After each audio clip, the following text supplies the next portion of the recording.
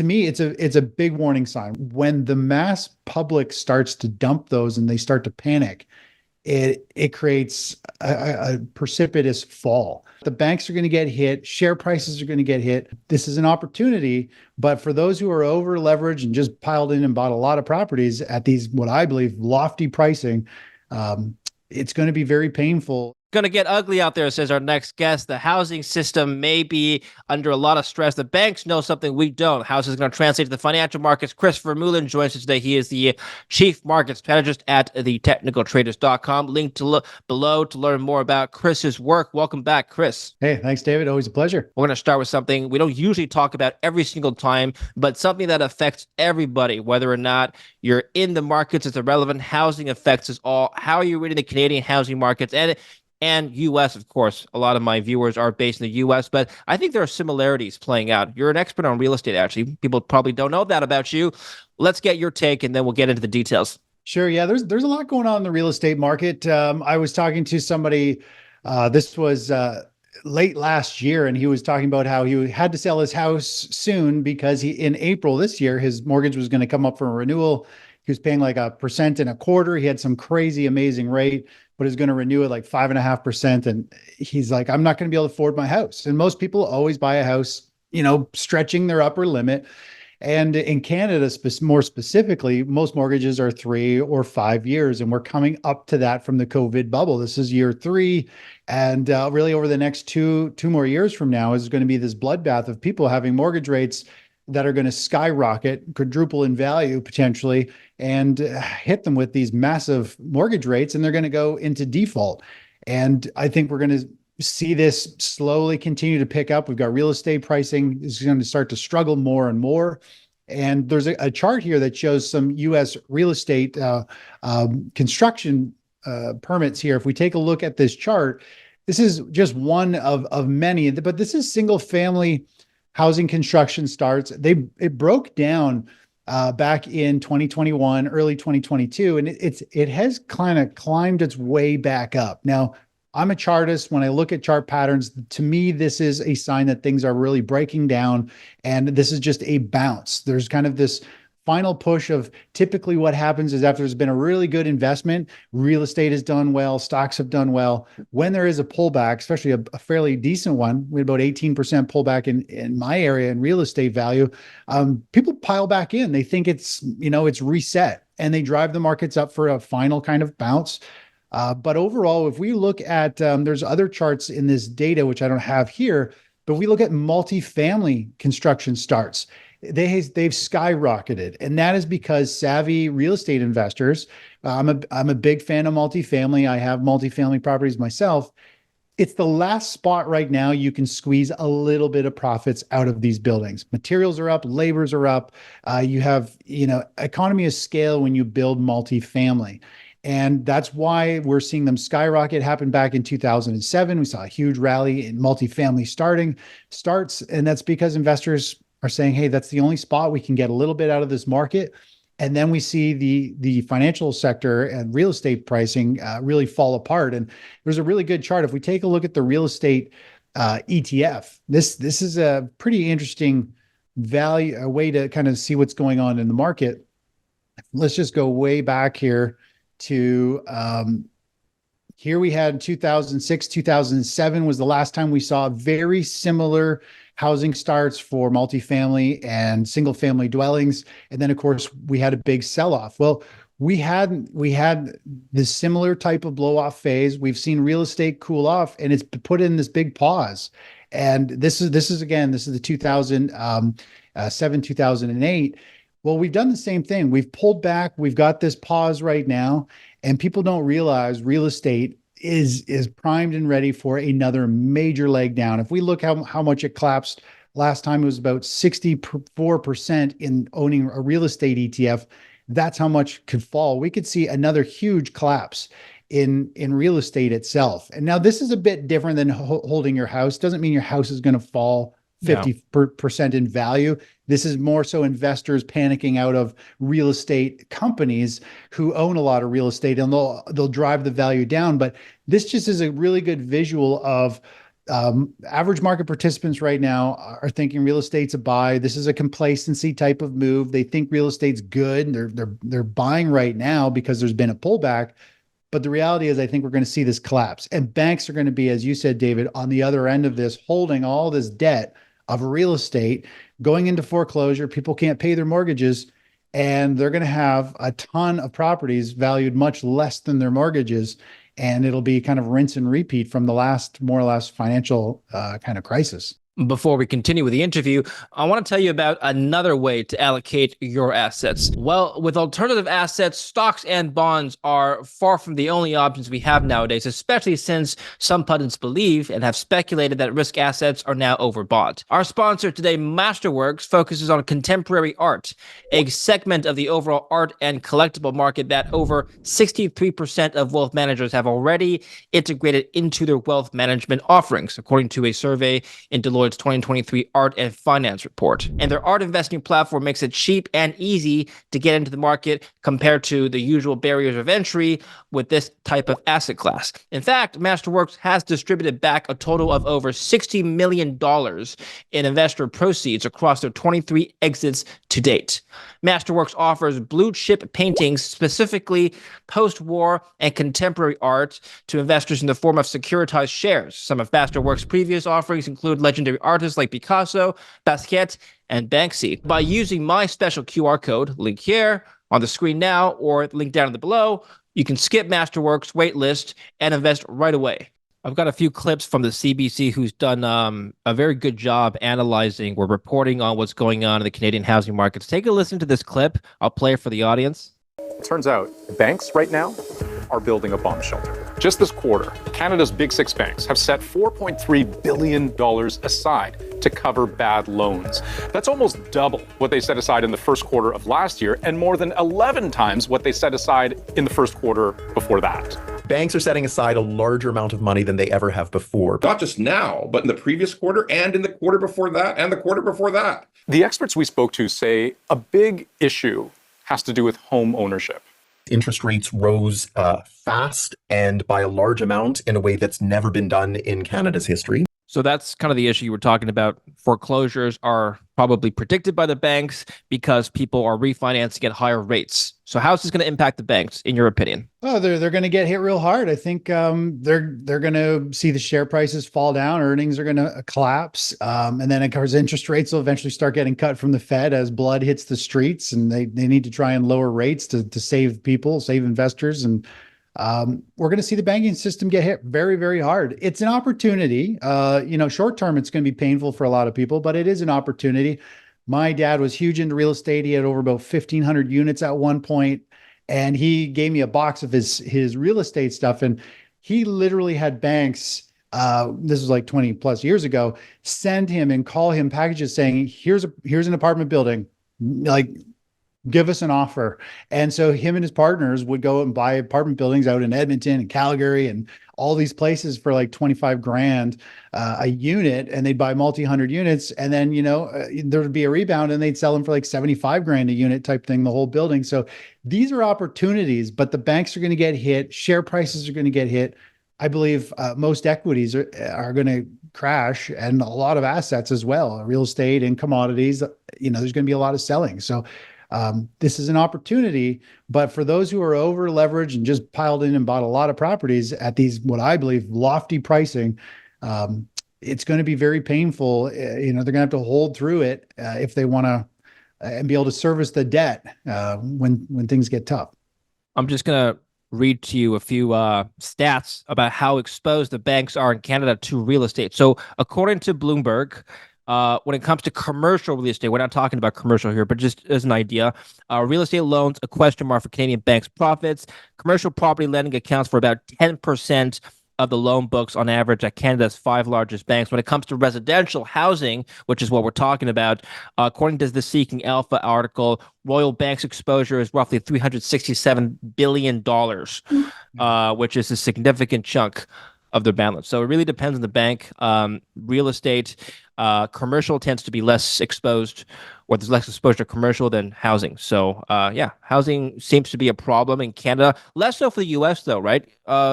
Chris, I mean, most people in the U.S. have fixed mortgages rates, they're not up for renewal anytime soon, and they've They been doing all right. do.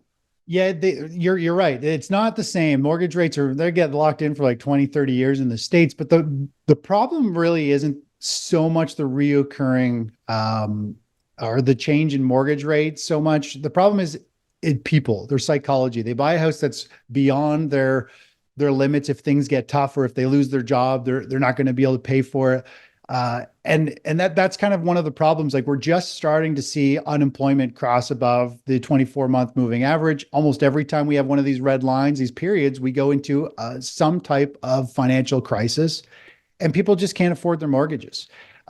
Everybody always buys a house that has it's a little outside of their range. And as soon as one of the homeowners, one of the couples, or somebody loses a job, it doesn't take long for people to burn through their cash. Yeah. I mean, I think I heard a stat just last week that 70 or 71% of Americans are living paycheck to paycheck, or have, I can't remember what it was, something like that. It's a lot. Well, personal savings have been depleted for Americans, according to the St. Louis Fed data. So there's yeah. You and I touched on that in our last talk. Real estate, people's savings is now below COVID. People have burnt through all their capital. And so this is going to be the problem and this is the thing. Even though the U.S. doesn't have mortgages renewing in 3 or 5 years, it's like 30 years. The problem is times get tough. People can't afford the mortgages because they run out of money. And a perfect example is a property that we had looked at in Florida. We go to Florida every year. We've got a place there. They wanted $550,000 for this little tiny place by the water. And after the financial crisis of 2008, my parents ended up buying one for like $178,000, and now it's valued at over $1 million. When was this? How many years ago was this? This was 2007 to like 2012 window. It went from 550 to 178, and now it's back up over $1 million. So almost 10x in 15 years. That's pretty good. It's unbelievable, and that's like I don't want this to sound bad, but Americans are very, very leveraged. I think Canadians are probably equally leveraged, but I find American real estate is more volatile. It moves percentage wise. I think people panic more, or there's just more people when the wave happens. There's a lot of people selling. I mean, it's got 10, 11x the amount of people we have in Canada. So I think once the stampede starts, it creates a bigger stampede of everybody saying, I got to sell my house. I got to sell my house. Well, we talk about wealth preservation, you and I, a lot. Asset revesting is a theme, which we'll discuss in more detail today. But what's your take on just holding real estate for a 20, 30 year period? Real estate can't go down forever, is the adage, right? At some point, it has to go up. Real estate is the only asset that goes up forever, barring a few dips. So they say. True or false? True. I think real estate is great. So every piece of real estate that I buy, the last few I built from scratch, and I built them to last solid 40 years. They're multifamily. I don't care, they're worth a fortune right now. They might be worth 30% less in a couple of years. I don't really care. I built them years ago, and they make a ton of money, and that's all that matters. I bought them for the long term. I want passive income. I want to make, thousands of dollars every month, like clockwork, and have somebody manage those properties. And it's just a business and income stream. I think that's the key. You don't want to buy an old jalopy, put lipstick on a pig, and expect it to last 40 years. You're going to have to eventually probably do some serious renos or get rid of it because it's starting to break down. The key is to buy near a cycle low. When real estate's difficult, preserve your capital so that you can get approved for a mortgage, because mortgages get really tough when there's blood in the streets. So you do need to put more down initially, generally. Buy something quality that will last, that's low maintenance. You can get a premium or a fair rent for.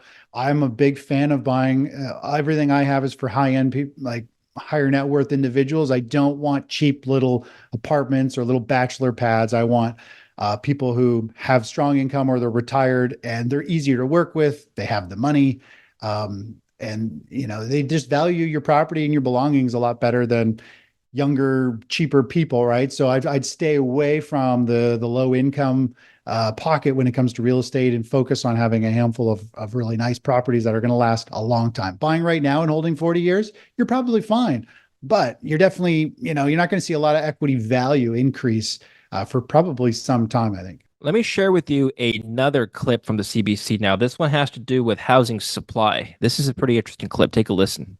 Want to show you something. Cute little condo in Toronto's Harbourfront neighborhood, bustling part of the city. It goes on the market. In the summer of 2022, the sellers put it up for $480,000. It didn't sell.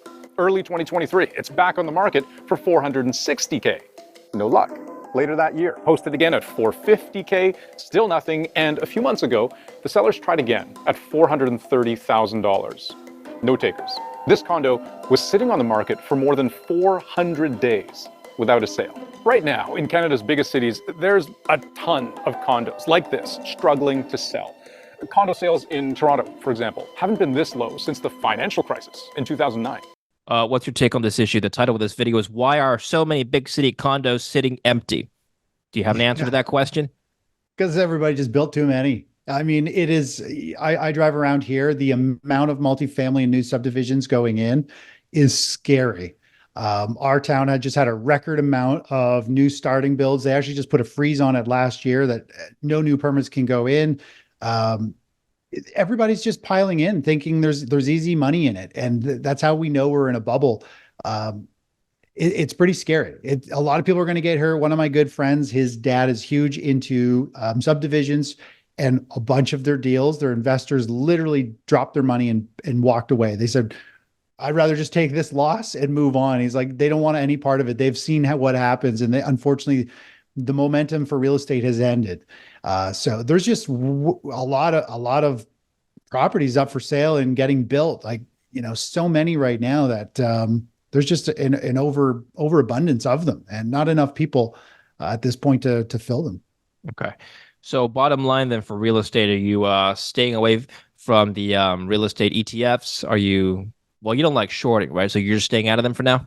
Correct. Yeah. Yeah. Okay. When it comes to real estate, I'll wait for the bubble to burst and wait for lots of properties to come up and then go on a shopping spree. How do we know when the bubble's bursting? I know that's kind of in hindsight, it's always 2020. Oh yeah, it went down 20% last year. I guess it burst. But any signs of any coincident indicators that we can see? I'll give you a personal anecdote. So I was in New York last weekend, and I was talking to this guy who is a manufacturer of deck tiles, and they ship a lot out to Canada. They're based out in the Midwestern U.S. And he said he's expecting a slowdown in Vancouver. He's just, the market's slowing down, he said. And this is like somebody who's working on the ground. He knows the field. What's your read? Any other indicators you're looking at? A lot of it, like I take a lot of my stock market analysis and a lot of what's going on with unemployment, and I take a lot of stuff and scrape it together to get a high level view of feel. A lot of it is just gut of being through these cycles and watching them in the past. And so I don't think there's anything shining like right off the hop. I know when the time comes, there'll be a lot of stars will align. I'll start to probably see things start to firm up, or in different areas, maybe employment starts to pick up, and maybe rates might not be falling too much more. They might have kind of closer to where they could find a new bottom. So I'm not exactly sure, but there is a gut feeling involved of just experience of being, okay, there's now so many homes on the property. They cash flow positive. Like right now to buy a single family house, you got to put a crap load of money down to cover the mortgage payments and be able to turn a tiny profit or break even. When I can put 5 or 10% down on a property, and it's cash flow positive from the rent, I know it's a great value. But I don't want to go put 20%, 30% down on an expensive property just so that I don't have to, pay a part of the mortgage every month. Mm-hmm. To me, it's just not feasible. So when the numbers work, that's when you're like, okay, well, if the numbers work and I don't have to fork out a ton of money, because you want to buy real estate with borrowed money, and you want to leverage that and have it working for you, but you don't want to go dumping in life savings to make a piece of property work. And that's what people keep doing, which they're just sucked into the bubble, the hype, thinking that they want to get into real estate and everybody else is doing it. But to me, that's not the way to do it. I want to show you something. So let me share my screen, and then I'll let you share yours, and then we can talk about some charts here from the markets. We're going to move on to now the charts that you're following. So here I have the S&P 500, and the orange line is showing IYF rather. IYF is the iShares Financials ETF. Close correlation throughout the year to date. divergence ever since the middle of May, actually beginning of June. Now, this exercise can be repeated for pretty much the other 9 sectors of the S&P 500. Just as an example, let me show you utilities. This is the S&P 500 utilities, and well, it's kind of uh same XLU. story. Yeah, It's XLU. Yeah. Depends on XLU. the symbol, but- Let me do XLU. So this is XPS. Yeah, it's year to date, close correlation, and then divergence. This is, I switched them now. Orange line is the S&P. Anyway, Yeah. let's take a look at the tech sector. The Nasdaq Composite, year to date, the S&P 500 here is the orange line. The Nasdaq is outperforming the S&P 500. Not probably, the only sector outperforming the S&P 500. One of the comments I've heard from people I've talked to is that the S&P is now the Tech and P. Credits to a newsletter writer that I know. So I want to just get your take on how to trade a very concentrated market. Yeah, that brings up a really good point. So if we take a look at my charts here, if you take a look on my left-hand side where my cursor is, we can see these are the sectors more or less you were talking about. You can run through. And today, for example, every sector is green except for technology. It's down 1.4%. NVIDIA, a big part of that. But it just goes to show how this one sector is completely disconnected from everything else. And as you said, like when we look at technology, it has just been screaming to the upside while the SP 500 has been struggling a little bit more. The technology is definitely outpacing things. So this is telling me like we're in this bubble phase. And I believe we're in this like AI bubble, this tech bubble. I mean, everybody's heard it a million times. If we take a look at NVIDIA, NVIDIA's actually got a really interesting chart pattern. I mean, it has, if we look at it, typically from a short-term trader standpoint, when you have a very strong run in price and you'll have a really sharp pullback on volume, which I can pull up the volume here.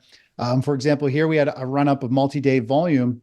When you have a sharp pullback to a key moving average, which this pink line is the 20-day, after a very strong run, the first pullback is usually a bounce. And so we saw that. What's really interesting here is if we fast forward to today, we've had another huge run up and we just had a sharp pullback on increased volume to the 20-day again.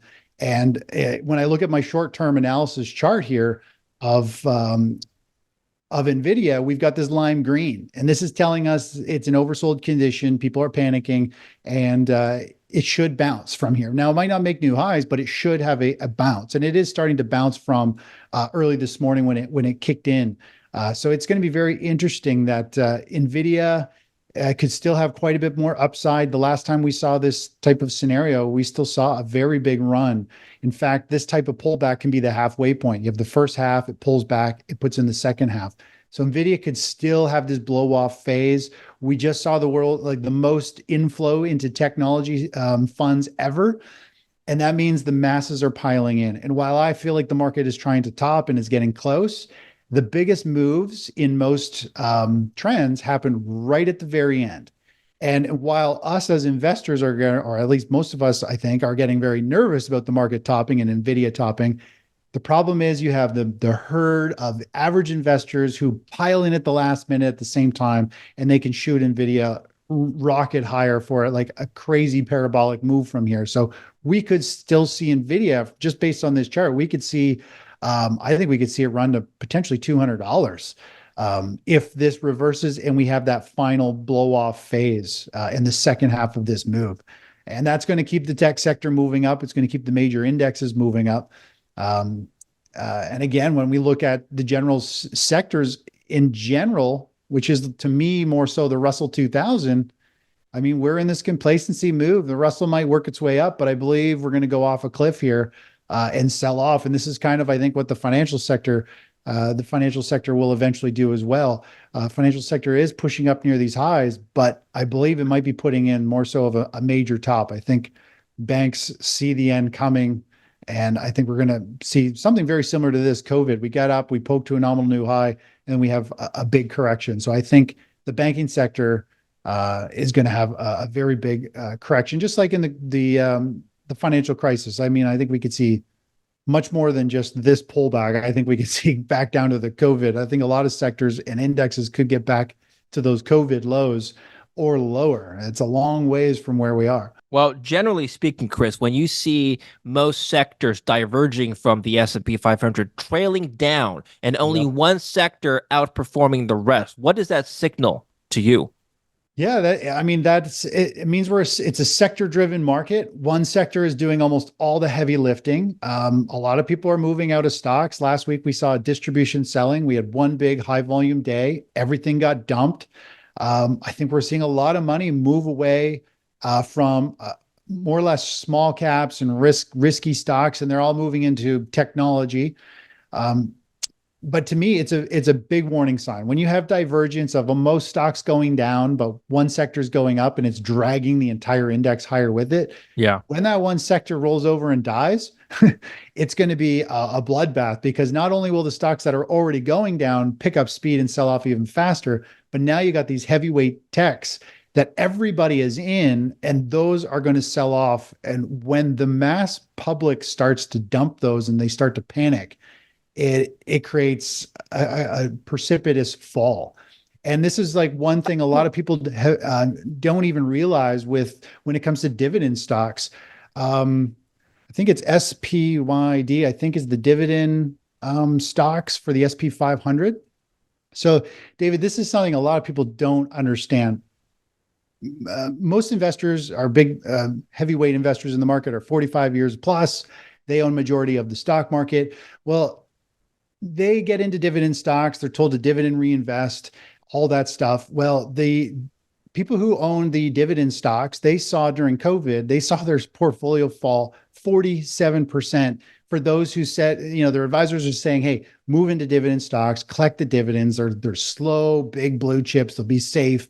Well, you lost 47%. And that's why we saw so much panic during COVID, is because all these people in retirement are literally crapping themselves, going, how the hell is my portfolio in free fall going down? When we look at the SP 500 for the same time frame, you could have been invested just in the SP 500 itself, and you wouldn't have lost nearly as much. The SP 500 only fell like 34%. So if everybody's in technology, just like all retirees are in dividend stocks, when that group of people starts to panic, those supposedly conservative, safe positions become way more risky than owning the index itself. And that's the problem. We are tech heavy. The whole world is now AI, and they're driving it up. And just wait until the bubble bursts and the momentum changes. NVIDIA could wipe out a ton of value in their share price, and it'll bleed over into everything else. So it's going to be very, very interesting. Lots of opportunity, but lots of blood in the streets, I think, over the next 12 months. Okay. The mechanics of trading a market like this, Chris, do you just trade the S&P? Sorry, do you just trade the NASDAQ then, or just the few stocks like NVIDIA driving the entire market? I mean, what's the point of buying or selling the broad S&P 500 is if it's driven by one sector? Well, I mean, I like the indexes like the SP 500 and NASDAQ. Those are the two that we focus on trading. There's lots of liquidity.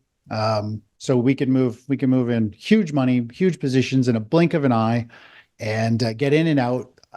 I like them because they trend very nicely. For example, obviously, if we go back in time here and we look at the markets, we have these beautiful trends. You have nice, strong uptrends. You have market corrections and uptrends and corrections. I find them very straightforward to trade. It's like we're trading the ocean tide, which you and I have talked about before. This is the weekly chart of the SP 500. We have analysis that tells us when we're in a rising tide. We have analysis that tells us when to not be in stocks when we're in a falling tide. Right now, we're in a rising tide.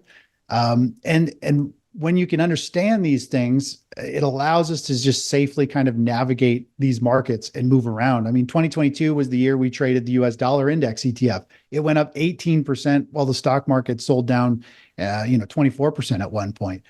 So it's all about understanding where to go. And I love the indexes because even though it is driven by one sector, it still is very, to me, consistent. It's not random. I find it's much more accurate to trade than everything else. And over the past couple of years, since 2021, when we saw more or less small cap stocks and growth stocks cap out and put this big blow off top in phase, most sectors are just like the Russell 2000.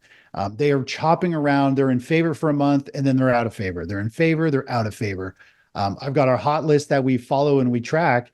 And just a couple of weeks ago, the top sectors were all commodity driven. It was like marijuana, it was uranium, it was gold and silver and copper and water and oil. And now it's pretty scattered, but a few days ago they were all down near the bottom. Actually, few of them are still hail, wood, or not hail, but wood and Copex. So we're in a difficult time to trade individual stocks and sectors. The indexes I find are way easier to trade through all stages of the market. And that's what I love about it is I can focus on one or two open positions at a time, take advantage of the rising tide, falling tide, and not worry about stocks popping and dropping and rotating in favor and then out of favor. It's very difficult in this type of market condition that we're in, which is like a stage 3 topping phase. It's just really dangerous, difficult for most people. This reminds me of post 2001 when the tech bubble bursted. The few remaining big tech companies that survived ended up being outperformers for the rest of the decade. Alphabet, formerly Google, Microsoft to some extent, Apple, as you know. I wonder if the tech sector is just going to be long-term outperforming the rest of the markets. This is more of a fundamental question. I'd like to get your take. I know you're short-term bullish on NVIDIA for the technical reasons you've just stated. I'm just wondering if maybe medium-term, it's not going to get into a stage 3. That particular sector won't get into a stage 3 topping phase and then crash. Maybe it'll just lead. That's just one opinion. What do you think? Yeah, let's take a look at the semiconductor space. Let's just zoom way out. Let's take a big picture view here, see how far back we go. Looks like that's as far as it loads. I mean, there's no doubt, I would say, we're in this parabolic move. I don't follow like fundamentals. I don't even know what the PE ratio is for NVIDIA or the stock market in general right now because it plays no part of my analysis, but we're definitely screaming to the upside. I do feel like the AI space is like still in the infancy space. I don't know what the PE ratio or how overvalued NVIDIA is, if it even is overvalued. And that's why I really stay away from news and I stay away from this kind of fundamental kind of outlook is because no one knows. And I'd rather just follow price. Yeah. But I do feel based on this price action, it feels like the air is going to get let out of this balloon at some point and it's going to pop. And we'll see some sharp pullback in this. The semiconductor space could, as you said, hold its value much better than the rest of the market because this is a brand new sector and the sector is really just getting started and it has like unbelievable potential long-term. So this could buck the trend and outperform. The stock market might fall 60%. Semiconductors might fall 30% or 40%. They'll still fall, but they just might not fall as much. So that's the way I see it. And I think that one of the biggest things that really opened my eyes was hearing Elon Musk talk about like Tesla and the robots. And he's like, everybody's going to want one, if not two or three, add them into manufacturing. There's going to be, billions of these robots that can do all kinds of stuff. Not that this taps into AI, but I mean, we're really just starting this new process. And I think if Tesla's going to do robots, I mean, there's huge potential for Tesla. I think it's going to be pretty exciting stuff. Maybe robots will need housing too, Chris, and that'll push up housing demand. I kid. Okay. They're not going to need housing. Probably warehouses though. That'll take up real estate space. We'll see. Robots will be definitely a game changer for society. Let's talk about something you're bullish on, Chris. We talked about things that you are, a little bit hesitant to get in. What about things or have a good, strong conviction buy on? I mean, I'm not really that. I mean, on gold, I'm bullish on gold and silver longer term. I do think there's going to be a bit of a rougher ride in them going forward as we see the stock market and I think a recession hit. I think they'll get pulled back a little bit, but I still really like gold and silver. They've built beautiful chart patterns. When we look at the chart of gold, it's been, a rally, a pullback, a rally, a pullback, multiple bull flag patterns. I still think we're going to see gold hit 2650, 2750 2750 in the next month or two. So I like those. I do think they're going to pull back with the market correction. I don't know where they might pull back to. I think you could probably buy gold at the price it's at right now, or maybe actually a little bit lower, 6, 8, 12 months from now. So, and when that opportunity comes around, we'll probably also start seeing mining stocks really start to come to life. And that to me will be like, okay, now gold will be off to the races for what I think will be like a 5, 6, 10-year rally, a lot like, we saw, let me go way back here, back going into, 2011, 12. I think we could see multi-year run after this. I believe kind of where we are right now is we're climbing this little spike here, people moving into gold as a safe kind of defensive play. This was the 2008 financial crisis. Bear markets pull most assets lower because of panic, forced selling, people going broke, needing to raise capital. I think we'll see gold pull back. And then I think when the bottom comes in, it'll be off to 3,000, 5,000, whatever. It'll start this next massive run. And it'll be interesting to see what cryptos do at this time during this phase as well. Yeah. So I really like gold. Short term, I like it. Long term, I like it. Intermediate term, over the next like 12 months, it might be a rough ride. So those are the 3 time frames, but I really like this. And other than that, I mean, I like the US dollar index as well. So I think when the stock market is selling down, we'll see gold sell off as well. And during that time, I think we're going to see the US dollar scream to the upside. The dollar to me is in this very strong pattern, and I think it's going to go up to about 120, if not even higher than that. So I think the dollar will be a very good play while the world is falling apart. The US dollar index tends to do very well. It had a huge rally in 2008. It had a massive rally going into the financial tech bubble. It pushed up, and I believe we're going to have another crisis, and it's going to push back up and probably get up to these lofty levels. So the nice thing about the dollar index is low volatility. I mean, it rallied like 18% in 2022. Yeah. Biggest pullback was less than 4% along that move. So very slow moving. Nothing in there should have scared the crap out of you. You just ride that trend. And I think that we're going to see something like that again. So those are the 2 assets that I like. They're both going to perform a bit different at different times. The dollar's still trading sideways. It might struggle for several more months while gold moves higher. And then eventually chaos hits, the dollar will rocket. The chaos will pull gold down temporarily until the dollar tops out and the chaos comes to an end, and then things will change. Gold rallies, dollar collapses. So there's a lot of things I think that could unfold. Let's finish off with talking about you now, Chris. I've known you for a while. I don't think you're a gambler per se. I think some traders take that approach. They lever up concentrated positions. You're more of a wealth preservation kind of guy. I'll let you explain your strategy, but it's also interesting because your strategy entails going all in or staying all out, 100% cash or 100% in. I don't know if there are certain points in time when you're like 20% cash, 10% cash. And it's just very interesting to me because most people that I know are diversified because they're not all in at a given time.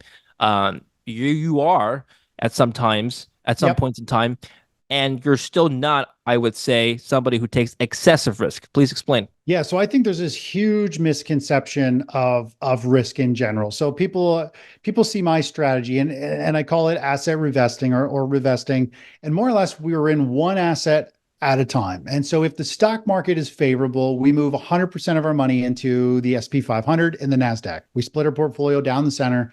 Half goes into each because they both move differently. And so it's a little bit of diversification. But the thing is, people are like, well, you're 100% into the stock market. Yeah.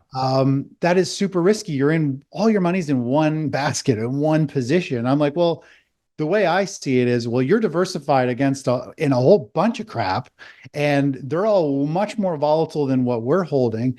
And if you hold them, you're going to have much more volatility than we are. So it's because we move all of our money into the stock market and we don't have any bonds or anything else.